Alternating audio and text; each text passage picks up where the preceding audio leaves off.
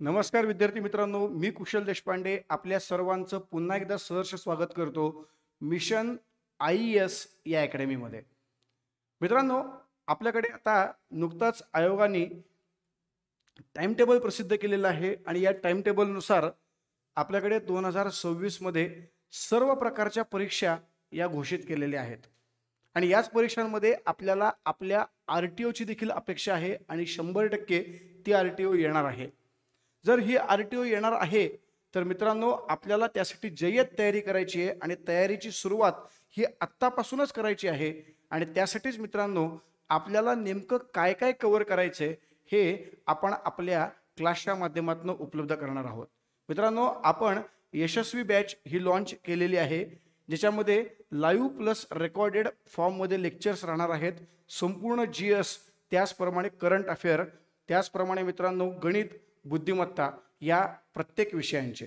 त्यामध्ये तुम्हाला पूर्णपणे पूर्वपरीक्षेसाठी आवश्यक असणारे नॉलेज उपलब्ध होणार आणि त्यातून तुमची पूर्वपरीक्षा पास कशा पद्धतीने होईल हे देखील सांगितलं जाणार आणि त्यातून तुमची परीक्षा पास होण्याची पूर्ण गॅरंटी तुम्हाला उपलब्ध होणार. सो मित्रांनो, त्याच संदर्भातली माहिती ही आता आपण या लेक्चरमध्ये बघणार आहोत. आज आपण बघणार आहोत आपल्या या पूर्वपरीक्षेमधला भूगोल या विषयातला एक अत्यंत महत्त्वाचा टॉपिक ज्याच्यावरती कंपल्सरी पेपरला एक तरी प्रश्न असतोच. टॉपिक आहे महाराष्ट्राची नदी प्रणाली. नदी प्रणालीवरती प्रश्न आणि तोही महाराष्ट्राच्या नदी प्रणालीवरती प्रश्न हा नेहमी विचारला जातो आणि त्याच संदर्भातली माहिती आज आपण या सेशनमध्ये पाहणार आहोत. सो पूर्ण लेक्चर पहा जेणेकरून तुम्हाला या नदी प्रणालीमधले महत्त्वाचे मुद्दे क्लिअर होतील. कन्सेप्च्युअल मुद्दे क्लिअर झाल्यामुळे तुम्हाला नदी प्रणालीचा अभ्यास करणं सोपं जाईल आणि त्यातून तुम्हाला या ज्या काही परीक्षा आहेत त्या परीक्षा पास होण्याचं एक गणित देखील तुमच्या डोक्यामध्ये तयार होईल. ते तुम्हाला कळेल आणि त्याचा फायदा तुम्हाला येणाऱ्या कालावधीमध्ये झालेला असेल. सो मित्रांनो, या लेक्चरमध्ये आपल्याला पाहायचंय महाराष्ट्राची नदी प्रणाली. सो समजून घेऊया आपण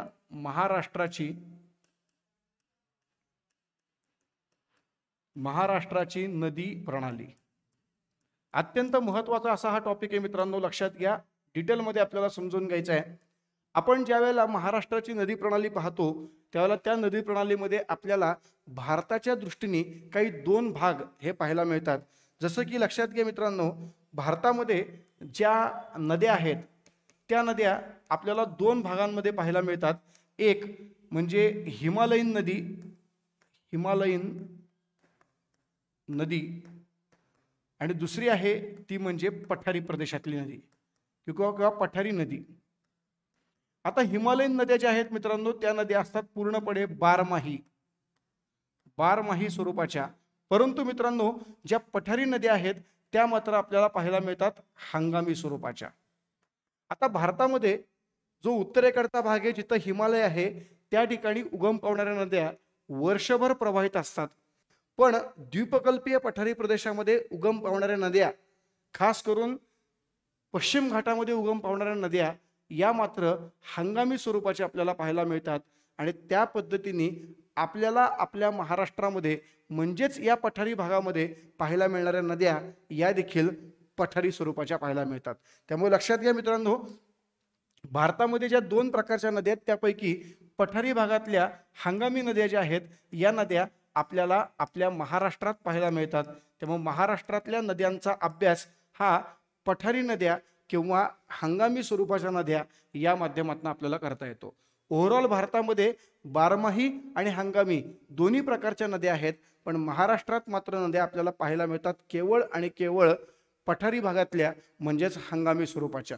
पावसाळ्यामध्ये प्रचंड प्रमाणात पाणी असतं त्यामुळे नद्या प्रवाहित असतात, पण याच नद्या हिवाळ्याच्या एंडिंग पासून उन्हाळ्यामध्ये पूर्णपणे सुकलेल्या असतात. त्या नद्या कुठल्याही प्रकारे प्रवाहित नसतात, त्या आटलेल्या असतात आणि अशा प्रकारच्या नद्यांचं प्राबल्य हे महाराष्ट्रात मोठ्या प्रमाणात आहे.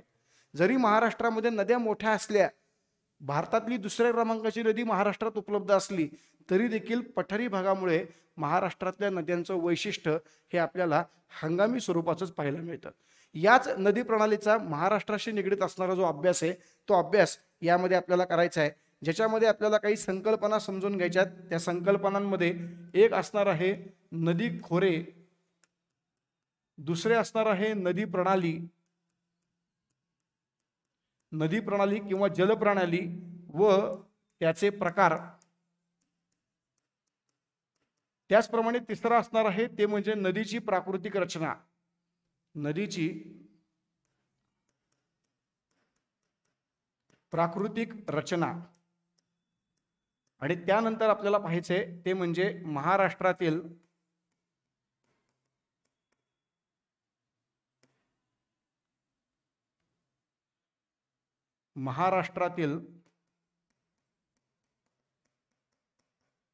नद्या.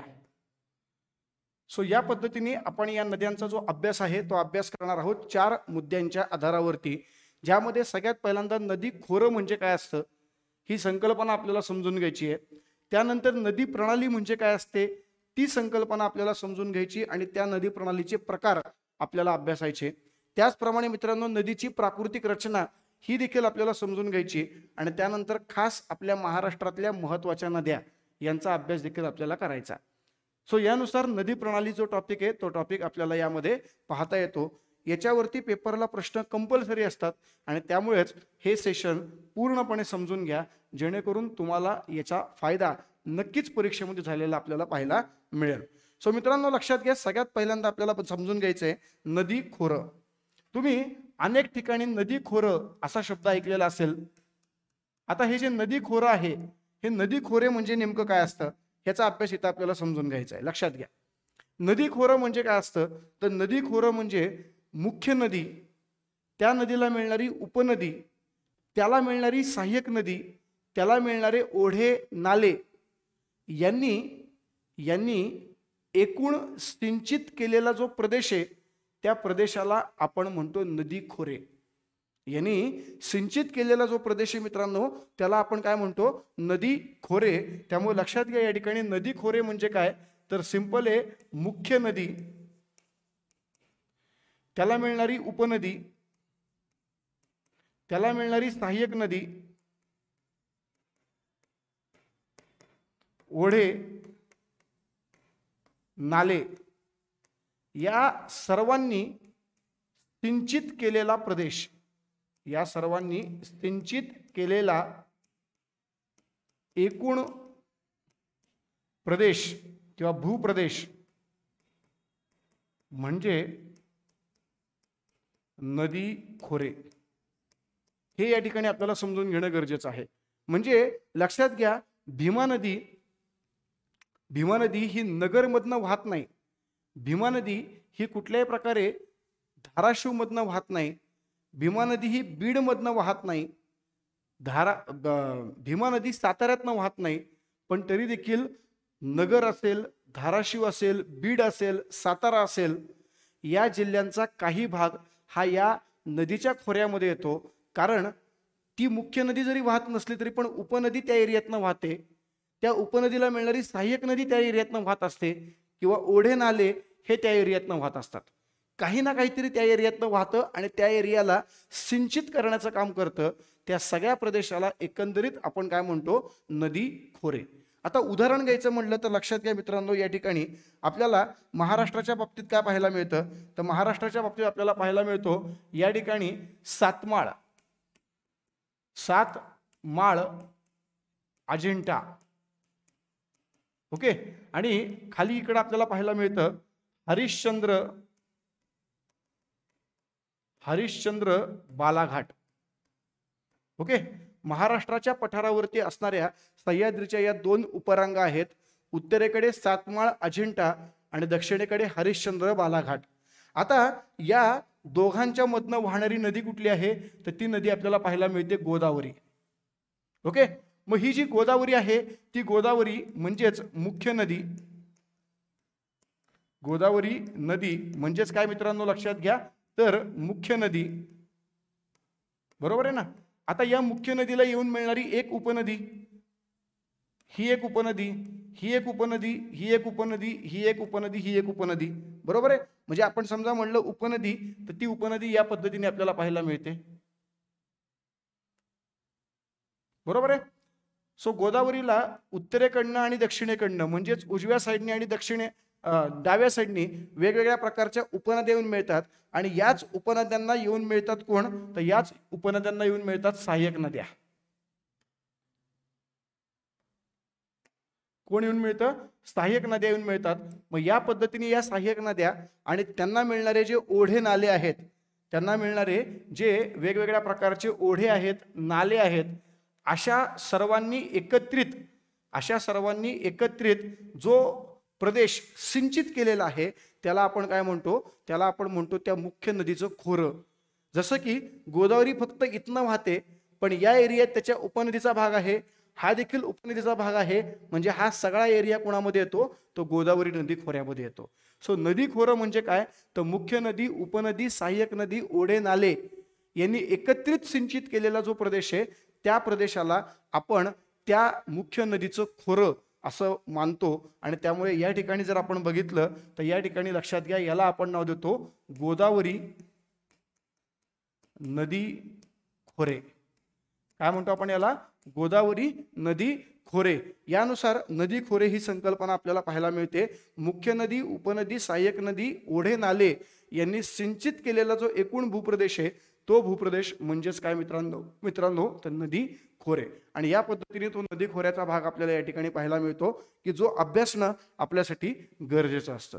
ह्याच्यावरती पेपरला प्रश्न नक्की विचारतात. त्यामुळे या पद्धतीने महाराष्ट्रात आपल्याला भीमा नदी खोरे, गोदावरी नदी खोरे, कृष्णा नदी खोरे, तापी नदी खोरे हे वेगवेगळे नदी खोरे आपल्याला पाहायला मिळतात. सो यानुसार हा नदी खोऱ्याचा महत्त्वाचा मुद्दा. त्यानंतर लक्षात घ्या मित्रांनो, पुढची संकल्पना आहे अत्यंत महत्त्वाची, ती म्हणजे नदी प्रणाली. नदी प्रणाली किंवा याला आपण म्हणतो जलप्रणाली. आता लक्षात घ्या मित्रांनो, ज्या पद्धतीने आपण सांगितलं की मुख्य नदी, उपनदी, सहाय्यक नदी, ओढे, नाले या सर्वांनी मिळून जो सिंचित केलेला प्रदेश आहे तो म्हणजे नदी खोरे. मग जलप्रणाली म्हणजे काय, तर जलप्रणाली म्हणजे देखील संकल्पना तीच आहे, फक्त थोडीशी वेगळी. कशी, तर लक्षात घ्या, मुख्य नदी,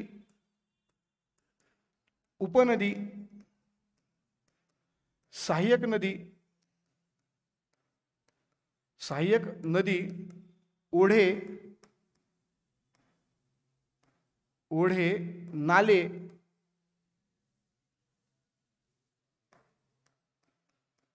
ओढे, नाले या सर्वांचा एक विशिष्ट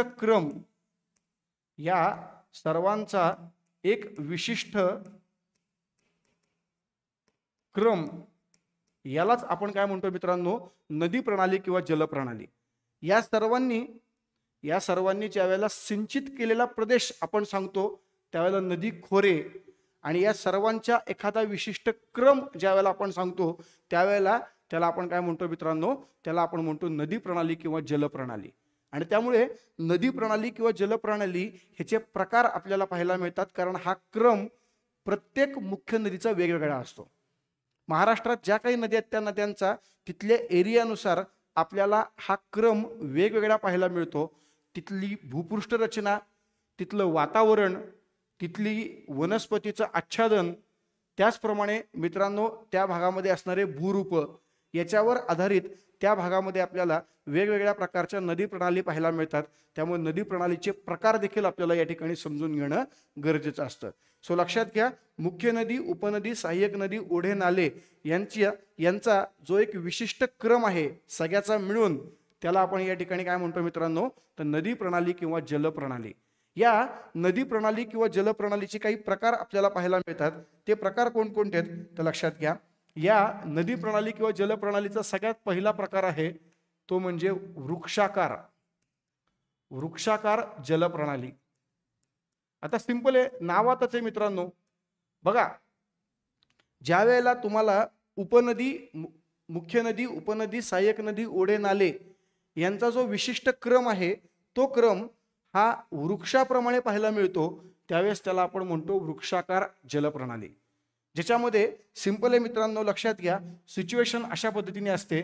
मुख्य नदी, त्याला मिळणाऱ्या उपनद्या, त्याला मिळणाऱ्या सहाय्यक नद्या,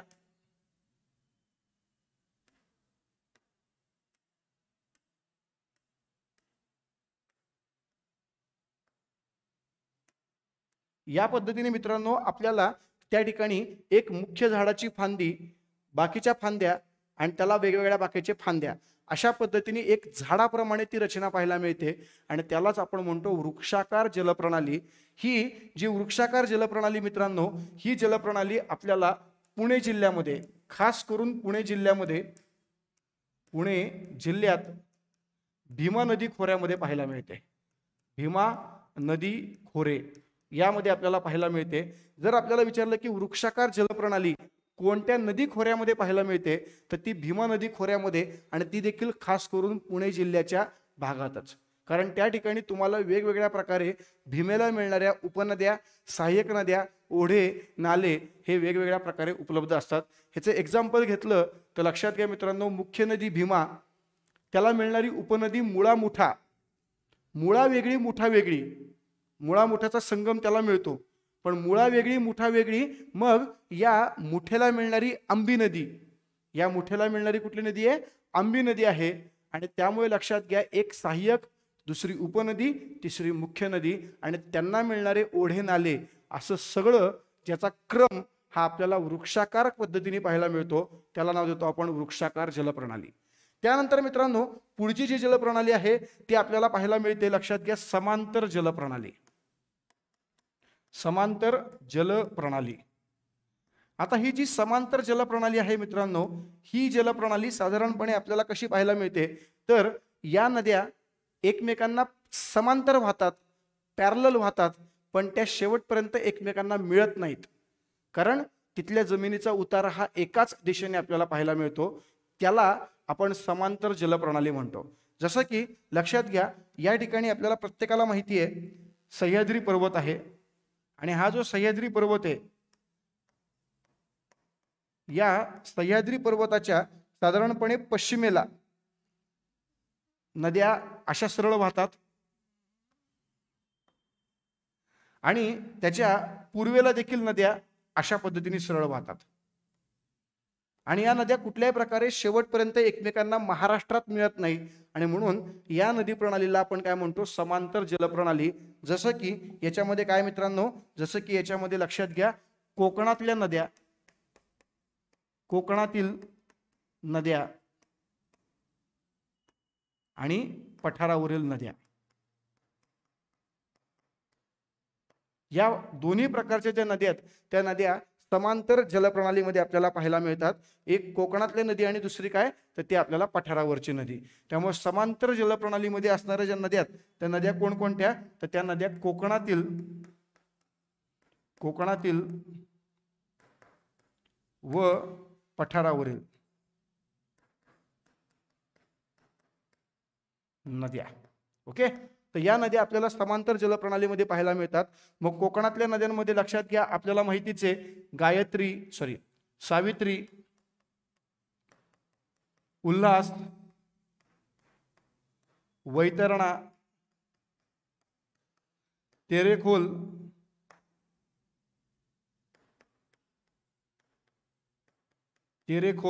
आणि पठारावरच्या ज्या नद्या त्यामध्ये देखील आपल्याला माहिती मित्रांनो, पठारावरच्या नद्या कोणकोणत्या, तर त्याच्यामध्ये गोदावरी,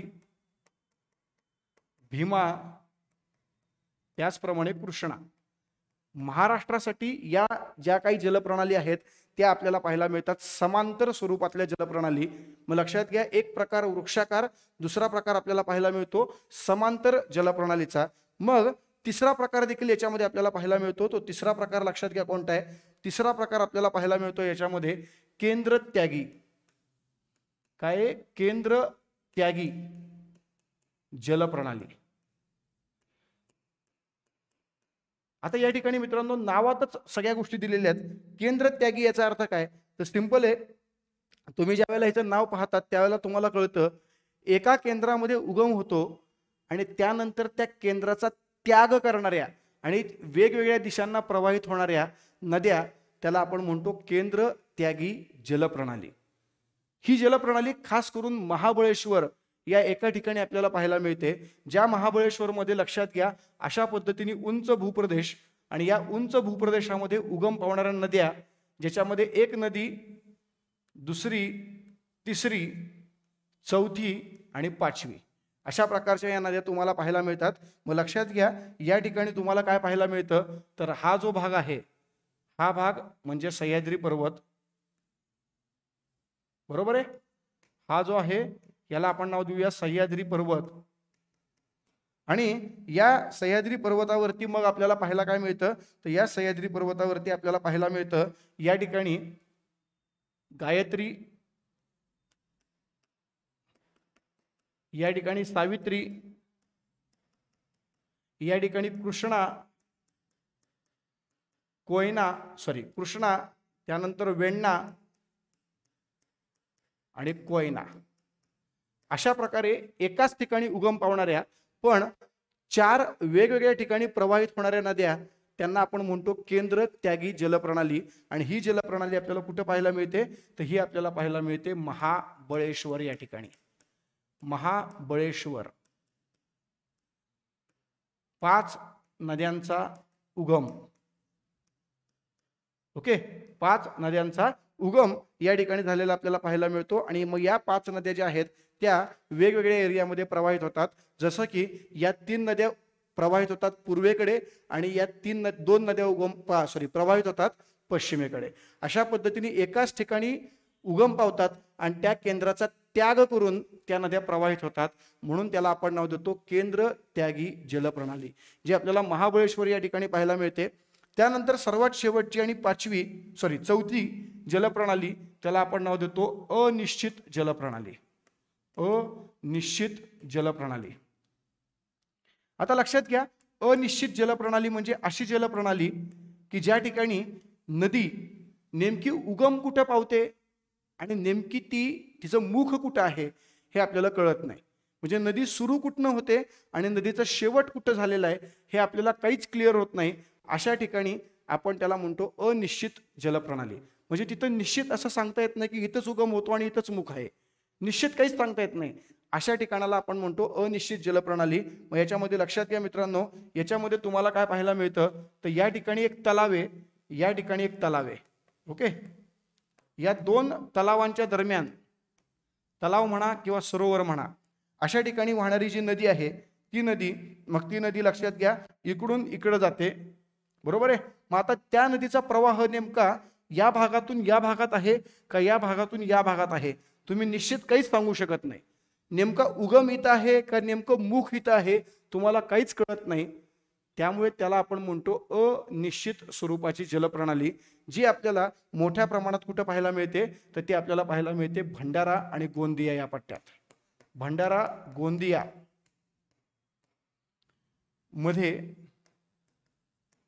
तलावांचे किंवा सरोवरांचे प्रमाण जास्त असल्याने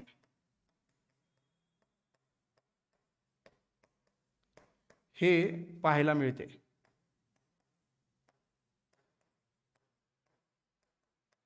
सो या पद्धतीने मित्रांनो, भंडारा गोंदियामध्ये तलावांचं किंवा सरोवरांचं जे प्रमाण आहे ते प्रमाण जास्त असल्यामुळे आपल्याला हे पाहायला मिळतं. या ठिकाणी एक तलाव, या ठिकाणी एक तलाव आणि दोघांच्या मधनं वाहणारी ही नदी, अशा प्रकारे ही अनिश्चित जलप्रणाली.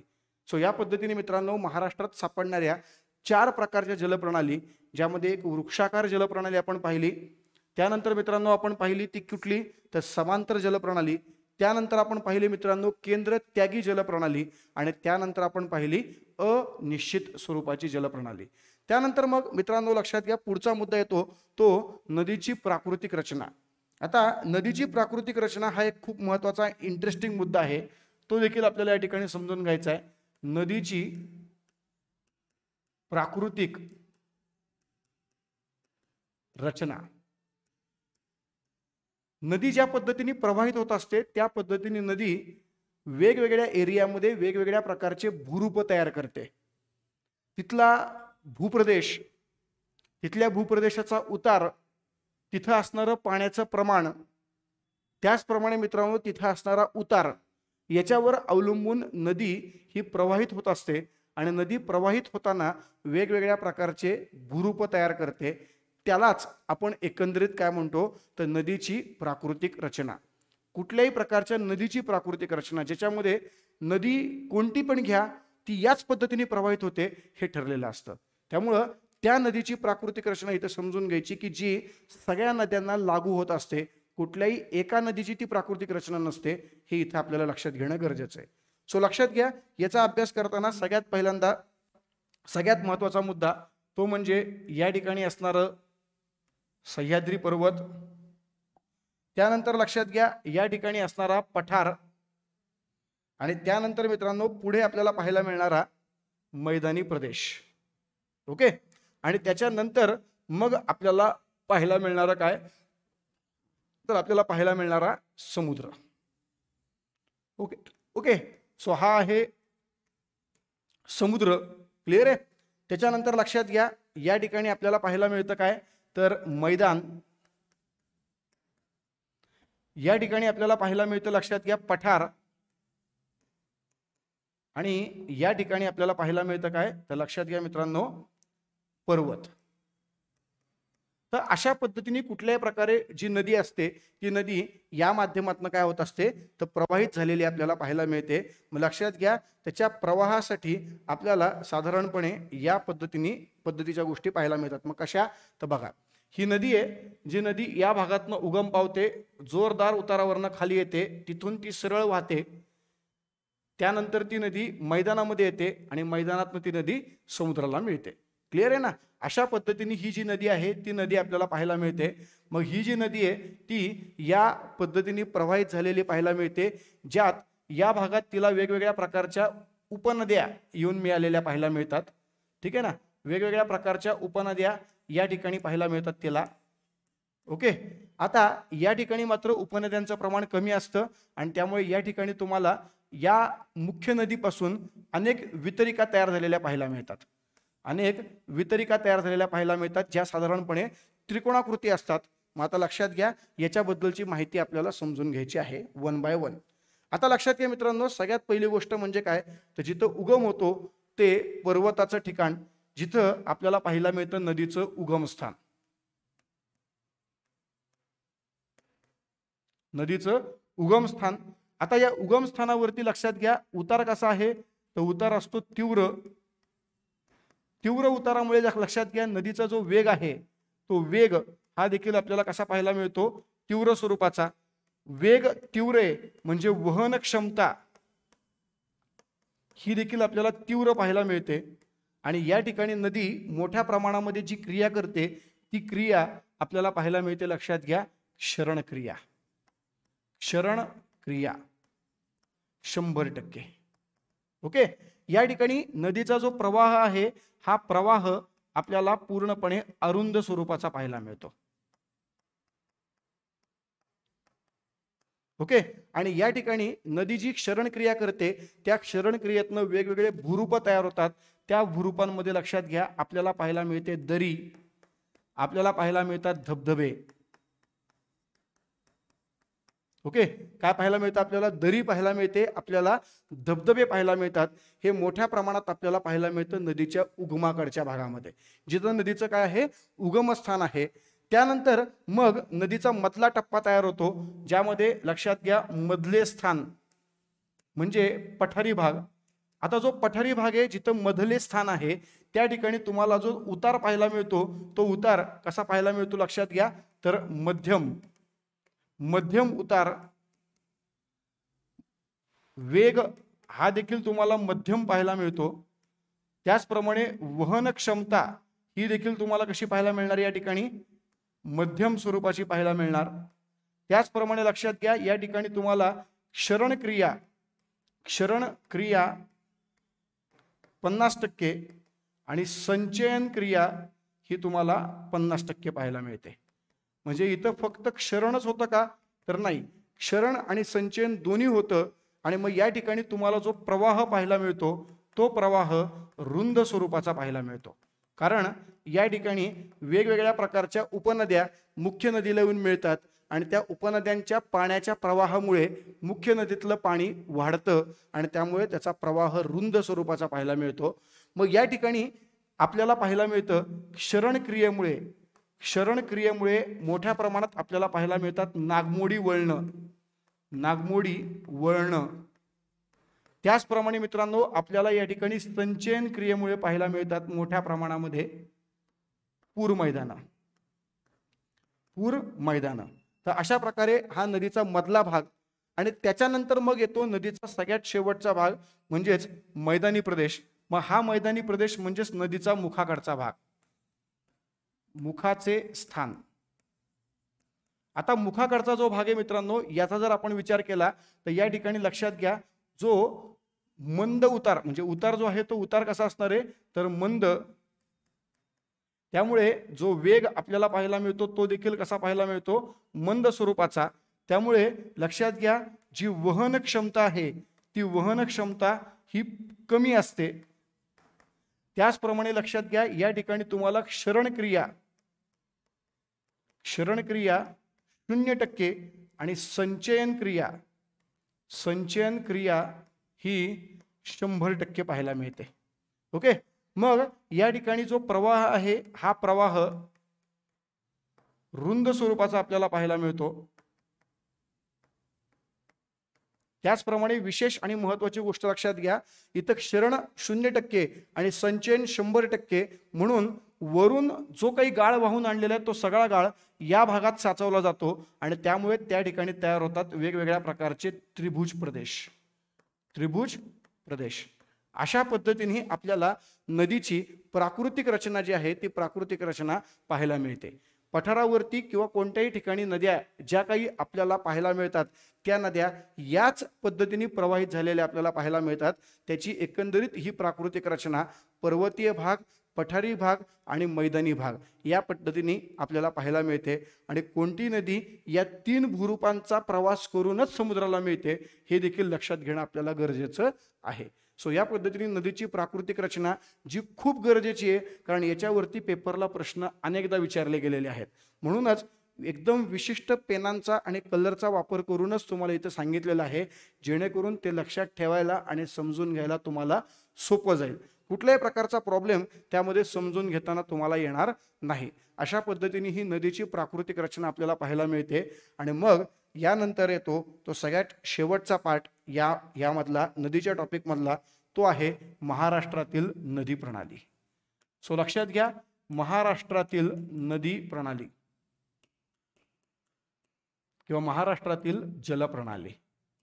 लक्षात घ्या मित्रांनो, महाराष्ट्रातील जलप्रणाली यामध्ये आपल्याला समजून घ्यायचंय, महाराष्ट्रात ज्या काही वेगवेगळ्या प्रकारच्या नद्या वाहतात त्या नद्या कशा पद्धतीने प्रवाहित होतात आणि त्या प्रवाहित होत असताना त्यांची नेमकी दिशा कशी असते याच्या आधारावरती आपल्याला समजून घ्यायचंय महाराष्ट्रातील जलप्रणालींचा अभ्यास. लक्षात घ्या, महाराष्ट्रातल्या नद्या या 4ही दिशांना प्रवाहित होतात आणि त्यामुळे महाराष्ट्रात आपल्याला पाहायला मिळणाऱ्या नदी प्रणाली, जलप्रणाली या पूर्व वाहिनी, पश्चिम वाहिनी, उत्तर वाहिनी आणि दक्षिण वाहिनी अशा प्रकारात पाहायला मिळतात. पण मुख्य जलप्रणाली मात्र आपल्याकडच्या 2च आहेत मित्रांनो. त्या मुख्य आपल्याला पाहायला मिळतात, लक्षात घ्या, पश्चिम आणि पूर्व वाहिनी. मग याच्यामध्ये लक्षात घ्या, जलप्रणाली आणि जलप्रणालीचा अभ्यास करताना या 4ही प्रकारातल्या एकंदरीत आपण अभ्यासणार आहोत. याच्यामध्ये पहिल्यांदा आपण बघणार आहोत, लक्षात घ्या, पश्चिम वाहिनी. आता पश्चिम वाहिनी म्हणजे काय तर ज्या नद्या पूर्णपणे पश्चिमेकडे प्रवाहित होतात, पश्चिम दिशेला प्रवाहित होतात आणि समुद्राला मिळतात, त्याला आपण म्हणतो पश्चिम वाहिनी. त्यानंतर आपल्याला पाहायला मिळतं, लक्षात घ्या, त्यानंतर आपल्याला यामध्ये पाहायला मिळतं काय तर आपल्याला पाहायला मिळतं पूर्व वाहिनी नद्या. ज्या नद्या पूर्व दिशेने वाहतात आणि त्यानंतर त्या समुद्राला मिळतात. त्यानंतर आपल्याला पाहायला मिळतात, लक्षात घ्या, दक्षिण वाहिनी नद्या, दक्षिण वाहिनी. आणि त्यानंतर सर्वात शेवटी आपल्याला पाहायला मिळतात उत्तर वाहिनी नद्या. तर या पद्धतीने आपल्याला वेगवेगळ्या प्रकारच्या ज्या नद्या आहेत त्या नद्या त्यांच्या प्रवाहाच्या दिशेने महाराष्ट्रात पाहायला मिळतात, ज्यात सगळ्यात पहिल्यांदा आहे पश्चिम वाहिनी नदी. आता पश्चिम वाहिनी नदी जी आहे ती देखील आपल्याला पुन्हा 2 प्रकारची पाहायला मिळते. यामध्ये एक आहे ती म्हणजे कोकणातील आणि दुसरी आहे पठारावरील. आता कोकणातल्या ज्या नद्या आहेत त्या कोकणातल्या नद्यांमध्ये लक्षात घ्या, पश्चिम वाहिनी नद्या या आपल्याला अरबी समुद्राला मिळालेल्या पाहायला मिळतात. अरबी समुद्र या ज्या नद्या असतात या नद्या कोकणातून प्रवाहित होतात, त्याचप्रमाणे पठारावरनं पण प्रवाहित होतात. पण कोकणातल्या नद्या या सह्याद्रीवर उगम पावतात, सह्याद्रीवर उगम, आणि पठारावरच्या ज्या नद्या त्या नद्यांचा उगम आपल्याला पाहायला मिळतो सातपुडावर उगम.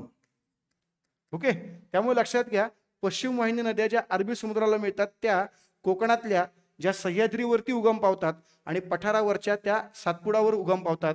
मग यामध्ये तुम्हाला पाहायला मिळतात नद्या कोणकोणत्या, तर वैतरणा, उल्हास, सावित्री, काजळी, काजवी, तेरेखोल. सो कोकणात आढळणाऱ्या सगळ्या नद्या या आपल्याला पश्चिम वाहिनी नद्या म्हणून पाहायला मिळतात. अरबी समुद्राला त्या मिळतात आणि त्या नद्या सगळ्या सह्याद्री डोंगरावरती काय होतात, उगम पावलेल्या पाहायला मिळतात. त्याचप्रमाणे पठारावरच्या नद्या ज्या सातपुडावर उगम पावतात आणि त्यामध्ये तुम्हाला पाहायला मिळणाऱ्या नद्या कोणकोणत्या आहेत, तर नर्मदा, तापी आणि पूर्णा. या 3 नद्या अशा आहेत की ज्या नद्या आपल्याकडे सातपुडावरती उगम पावतात, दख्खनच्या पठारावरनं प्रवाहित होतात आणि पश्चिमेकडे वाहतात आणि अरबी समुद्राला मिळतात. अशा पद्धतीने महाराष्ट्रातल्या नद्या. मग पूर्व वाहिनी नद्यामध्ये लक्षात घ्या, पूर्व वाहिनी नद्या ज्या आहेत त्या नद्या आपल्याकडे बंगालच्या उपसागराला मिळतात, बंगालचा उपसागर.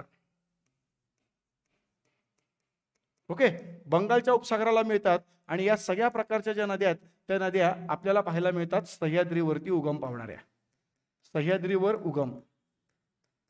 आता लक्षात घ्या, सह्याद्रीवरती उगम या पावतात, पण सह्याद्रीवरती कुठे उगम पावतात, तर या पूर्व उतारावर उगम पावतात, पूर्व उतार.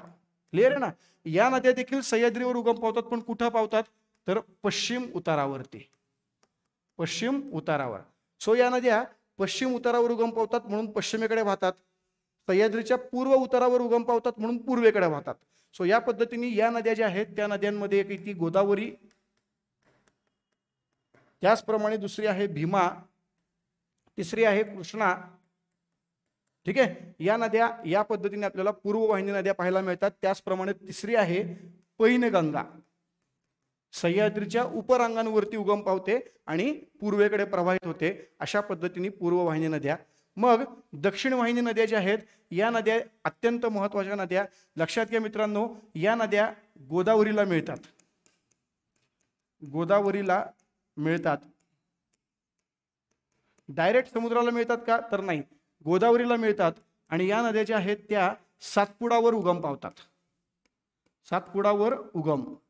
मग यामध्ये तुम्हाला पाहायला मिळतात, लक्षात घ्या, एक आहे ती म्हणजे वैनगंगा, दुसरी आहे वर्धा, त्याचप्रमाणे तिसरी नदी तुम्हाला पाहायला मिळते प्राणहिता. तर या पद्धतीच्या नद्या. आणि उत्तर वाहिनीमध्ये तुम्हाला पाहायला मिळतात मित्रांनो, लक्षात घ्या, उत्तरेकडे वाहणाऱ्या नद्या ज्या नद्या कुणाला मिळतात, तर नर्मदा, तापी आणि पूर्णाला मिळतात, तापी आणि पूर्णाला मिळतात. आणि या नद्या उगम कुठं पावतात, तर या नद्या उगम पावतात, लक्षात घ्या, सातमाळ, अजिंठा, सातमाळ अजिंठाच्या उत्तर उतारावर. ओके, सातमाळ अजिंठाच्या उत्तर उतारावरती या नद्या उगम पावतात, तापी आणि पूर्णा. आणि ज्या नद्या उत्तरेकडे वाहतात ज्याच्यामध्ये नद्या आहेत वाघूर, काटेपूर्णा, गिरणा, पांझरा, अशा प्रकारच्या या नद्या आपल्याला महाराष्ट्रामध्ये पाहायला मिळतात. चारही दिशांना प्रवाहित होणाऱ्या या नद्या, म्हणूनच महाराष्ट्रात सापडणाऱ्या नद्या पश्चिम वाहिनी, पूर्व वाहिनी, उत्तर वाहिनी आणि दक्षिण वाहिनी अशा प्रकारच्या या नद्या महाराष्ट्रात पाहायला मिळतात. सो या पद्धतीने मित्रांनो, महाराष्ट्रातील नदी प्रणाली यामध्ये आपण एकंदरीतच समजून घेतलं नदी खोरे, जलप्रणाली, त्याचप्रमाणे नदीची प्राकृतिक रचना आणि महाराष्ट्रातली जलप्रणाली किंवा महाराष्ट्रातली नदी प्रणाली. या पद्धतीने हा अभ्यास आपण केला, जो आपल्याला आपल्या पूर्व परीक्षेसाठी अत्यंत महत्त्वाचा असतो. सो मित्रांनो, या पद्धतीने ही जलप्रणाली, महाराष्ट्रातील जलप्रणाली या ठिकाणी आपण अभ्यासली. सर्वांना धन्यवाद आणि परीक्षेसाठी बेस्ट लक.